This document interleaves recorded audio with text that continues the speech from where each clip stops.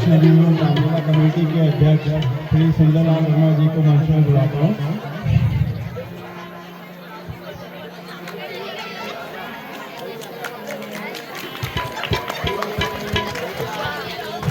एक बार प्रेम से बोले, बोल सियावर रामचंद्र की समस्त धर्मप्रेमी जनता को मेरा सादर प्रणाम। मैं आज पंचम दिवसीय रामलीला में आप सभी का हार्दिक स्वागत करता हूं। अब मैं अपने वरिष्ठ सहयोगी और रामलीला कमेटी के संरक्षक आदरणीय देवेंद्र सिंह गहला जी से अनुरोध करूंगा कि वो हमारे आज के मुख्य अतिथि माननीय श्री राम सिंह गहला जी वो उनके सहयोगियों को आदर सहित मंच में आने की कृपा करेंगे। श्री देवेंद्र सिंह गहला जी।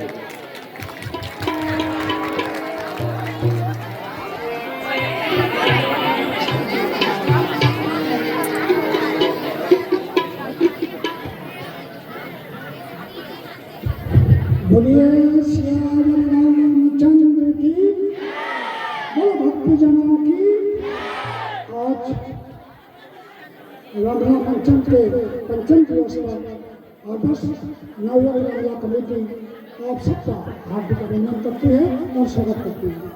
आज के कार्यक्रम को उत्साहवर्धन के लिए, पात्र और कमेटी का उत्साहवर्धन के लिए हमारे बीच मुख्य अतिथि के रूप में श्रीमान राम सिंह गहला, जो बहुत ही जनप्रिय नेता हैं और लोकप्रिय विधायक हैं, उनके साथ झूठिया रामलीला कमेटी के अध्यक्ष देवेंद्र जी हैं और साथ में कुंदन सिंह चिलवाल, जो बेटी बचाओ बेटी पढ़ाओ के प्रदेश सचिव रहे हैं, साथ में अपने धारी मंडल के अध्यक्ष कृष्ण चंद जी। मैं प्रदीप गहला जी से और रामलीला कमेटी के पदाधिकारियों से निवेदन करता हूँ, कृपया उन्हें मंच तक लाने की कृपा करें। धन्यवाद।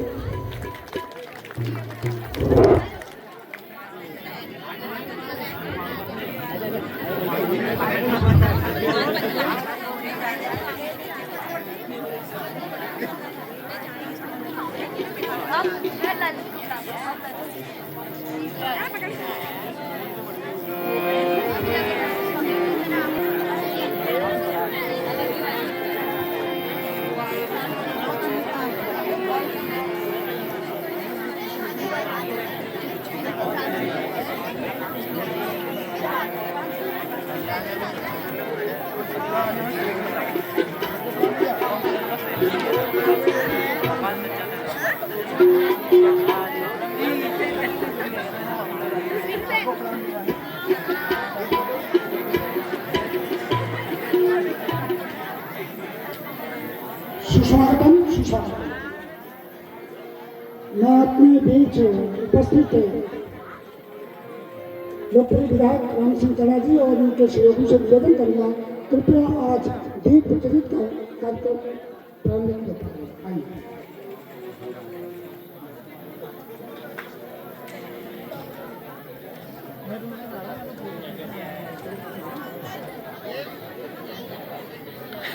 तो सभी ने ढक दिया।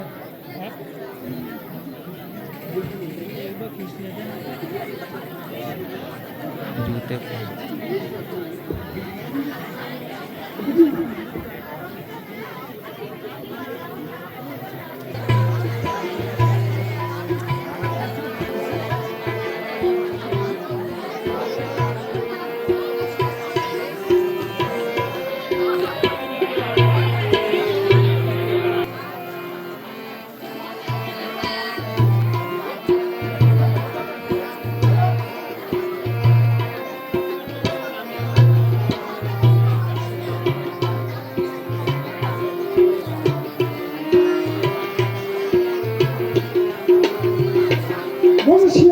रामचंद्र की।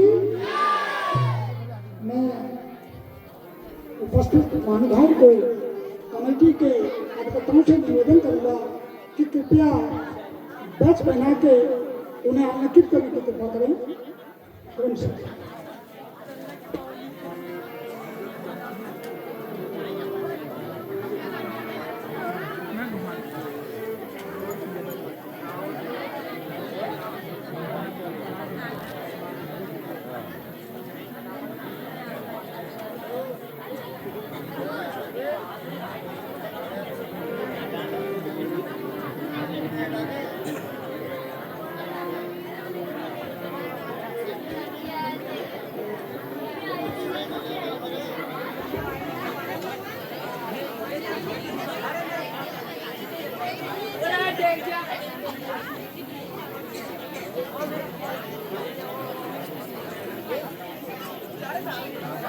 मैं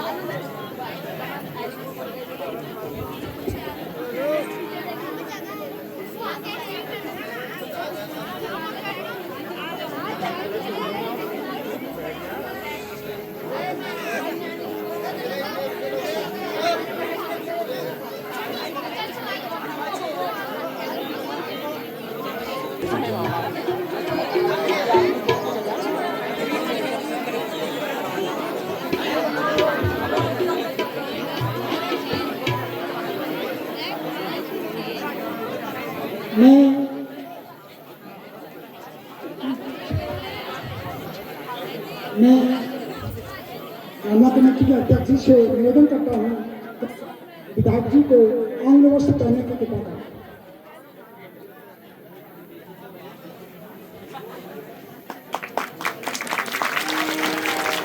मैं अध्यक्ष जी से निवेदन करता हूँ कि रामला कमेटी का प्रत्येक चिन्ह विधायक जी को प्रस्तुत करने की कृपा करें। मैं प्रत्येक धनराज जी से निवेदन करता हूँ कि चिलवाल जी को प्रत्येक चिन्ह देने की कृपा करें। मैं पुनः अपने कमेटी के सदस्य शक्तिशाली से निवेदन करता हूँ कृपया देवेंद्र ऋषि को प्रत्येक चिन्ह देने की कृपा करें। हमारे बीच भाविका मंडल अध्यक्ष कृष्ण जी भी हमारे में उपस्थित हैं। मैं प्रदीप जी से निवेदन करूंगा कृष्ण जी प्रत्येक चिन्ह देने की कृपा करें। बोल सियावर रामचंद्र की। क्योंकि मैं क्षमा भी चाहूंगा, समय बहुत हो चुका है। मैं सीधे आज के कार्यक्रम के लिए जिनका संबोधन हमें प्राप्त होकर हमें कर्तव्य करेंगे सदैव श्रीमान राम सिंह कड़ा जी से निवेदन करता हूँ कि कृपया संबोधित कर हमें कर्तव्य करने की जरूरत करें सदैव विधायक जी की। बोल सियावर राम की, सीता माता की, हनुमान जी की, सभी देवी देवताओं की, सभी मेरे क्षेत्र की माताओं की, मेरे सभी बुजुर्गों की, मेरे युवा साथियों की, रामला कमेटी के सभी पात्रों की, रामला कमेटी के सभी पदाधिकारियों की। आज हर वर्ष की भांति इस वर्ष भी अपनी आदर्श रामला कमेटी माला रामगढ़ में आने का मौका मिला। आप सबको बधाई हो। आपके जीवन में हमेशा राम भगवान का वास हो और हमेशा भगवान का आशीर्वाद हो, भगवान से ही कामना करता हूँ। हमारे रामला कमेटी के अध्यक्ष माननीय हमारे सुंदरलाल वर्मा जी और हमारे सीनियर और हमारे मार्गदर्शक माननीय देवेंद्र सिंह ढाला जी, हमारे बहुत पुराने मित्र और भारतीय जनता पार्टी के जिले के मंत्री और बेटी पढ़ाओ बेटी बचाओ अभियान के हमारे संयोजक कुंदन सिंह चिलवाल जी, हमारे भाजपा के पूर्व मंडल अध्यक्ष भाजपा नेता देवेंद्र जी और हमारे धारी मंडल के भाजपा के अध्यक्ष माननीय कृष्णचंद जी और हमारे धारी के ही मंडल के मंडल महामंत्री संजय नियाल जी और हमारे नंदन कुरंगा जी, हमारे युवा मोर्चा के अध्यक्ष पूरन सुयाल जी, हरीश कुरंगा जी, मोहन सिंह बिज जी और मेरे भाई और पूर्व ज्येष्ठ ब्लॉक प्रमुख प्रदीप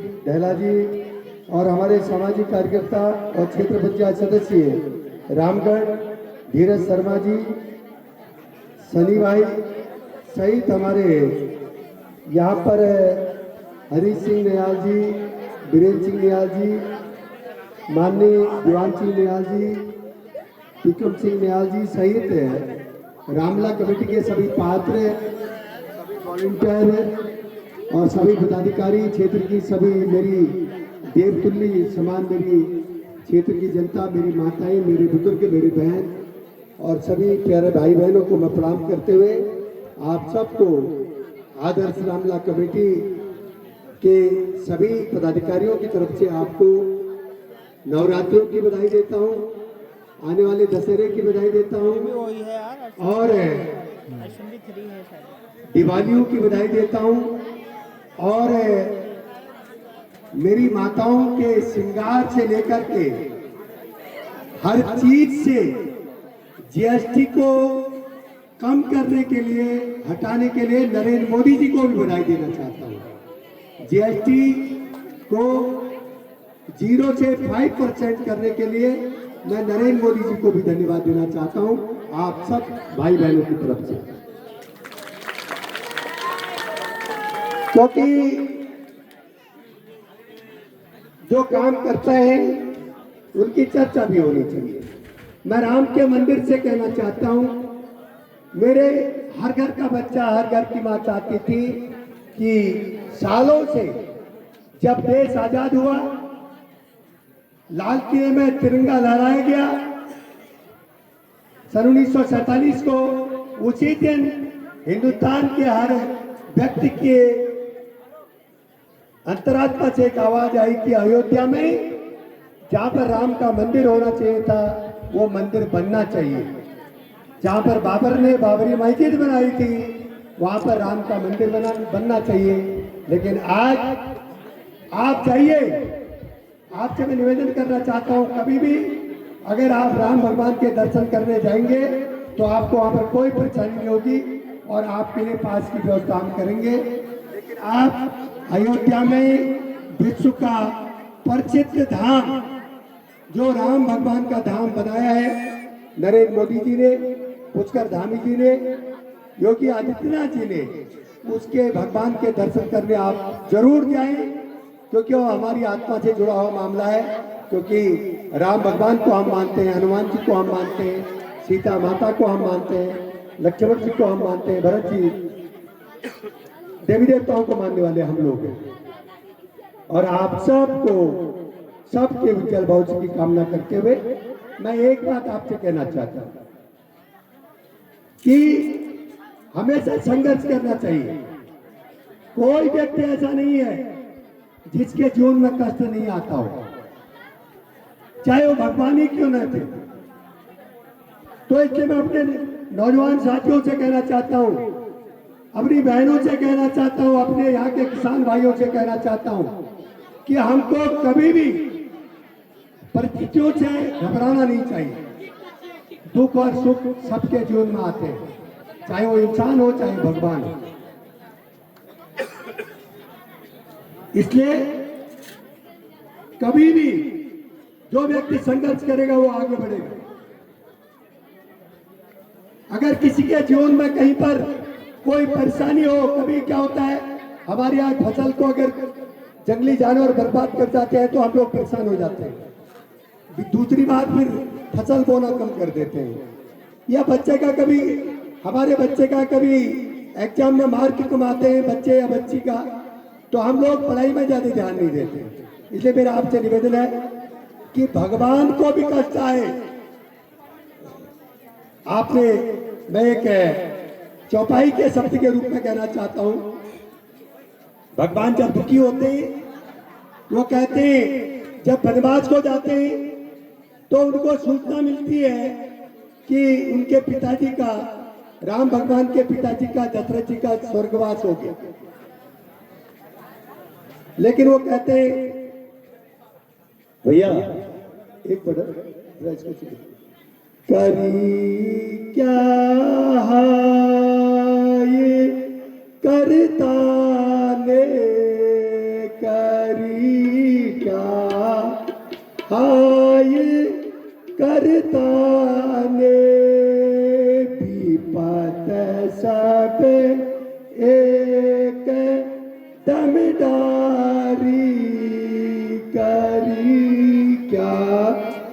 मैं कहना चाहता हूं, भगवान राम जो पूरे त्रेता से लेकर के पूरे ब्रह्मांड के जो स्वामी थे, विष्णु के अवतार थे, वो कहते हैं कि ये क्या कर दिया, हमको वनवास में जाना पड़ गया, पिताजी का स्वर्गवास हो गया, पत्नी को रावण चुरा ले गया, जब भगवान को कष्ट आ सकता है तो हमको कष्ट क्यों नहीं आ सकता है? तो इसलिए मेरे भाई बहनों, मैं आपसे कहना चाहता हूं कि कभी भी जो व्यक्ति परिस्थितियों से घबराता है वो व्यक्ति समाज का तो नेतृत्व कर ही नहीं सकता है। जो व्यक्ति परिस्थितियों का सामना नहीं करेगा उस व्यक्ति के आने वाली पीढ़ी भी एक समाज के सक्षम नेतृत्व का निर्माण नहीं कर सकते। इसलिए मैं सभी अपने नौजवान साथियों से कहना चाहता हूं कि भगवान को भी कष्ट आए और हमारे जीवन में भी कभी कष्ट आए तो हमको घबराना नहीं है। और मैं आपको वादा करता हूं नरेंद्र मोदी जी के नेतृत्व में, पुष्कर धामी जी के नेतृत्व में और भारतीय जनता पार्टी की सरकार के नेतृत्व में आज जीएसटी को हमने 0 से 5% करने का काम किया है और यहाँ के किसानों की हर प्रकार की सुविधा देने का हम काम करेंगे, ये मैं आपको वादा करता हूँ। और यहाँ पर हमारे लोग कहते थे, जब मैं पहली बार यहाँ पर रामलीला में आया, देवेंद्र ढेला जी ने और यहाँ के कुंदन चिलवाल जी ने, देवेंद्र बिज जी ने, धीरज शर्मा जी, कई लोगों ने हमसे कहा कि यहाँ के बच्चों को इंटर के बाद या तो हल्द्वानी जाना पड़ता है या नैनीताल जाना पड़ता है उच्च शिक्षा के लिए। हमने यहाँ पर डिग्री कॉलेज खोला है, तल्ला रामगढ़ में इंटर कॉलेज में डिग्री कॉलेज की कक्षाएं हम चला रहे हैं और हमने जमीन की रजिस्ट्री कर दी है। बहुत जल्दी भवन के लिए हम पैसा लाएंगे और सुंदर हम भवन, डिग्री कॉलेज का भवन भी बनाएंगे। और यहाँ पर कल हमने कैंप लगाया था, स्वास्थ्य विभाग का कैंप लगाया था 24 तारीख को। हमारे कई लोगों ने लाभ उठाया होगा अस्पताल में। और भविष्य में जहां पर भी आप कहेंगे, बहुउद्देशीय श्रम विभाग का कैंप, स्वास्थ्य विभाग का कैंप, जहां पर भी आप कहेंगे हमारे यहाँ के नेताओं को आप बता दीजिएगा, हम वहां पर लगा देंगे। आप सबको प्रणाम करते हुए मैं आप सबके उज्जवल भविष्य की कामना करता हूँ और बहुत लीला भी होनी है। आप सबको मेरा प्रणाम। जय श्री राम, जय जय श्री राम, जय जय श्री राम, भारत माता की। विराट जी, आपका मार्गदर्शन, आपका सहयोग, आपकी छत्रछाया इस क्षेत्र को मिलता रहे। एक व्यक्तित्व हमारे बीच ऐसा है, अगर वो जो न बोले तो समझूंगा कि कुछ काम अधूरा रह गया।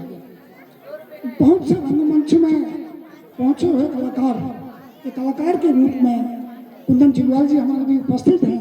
मैं उनसे भी निवेदन करूंगा कि 2 शब्द आप भी कहने के लिए पाए। कुंदन चिलवाल।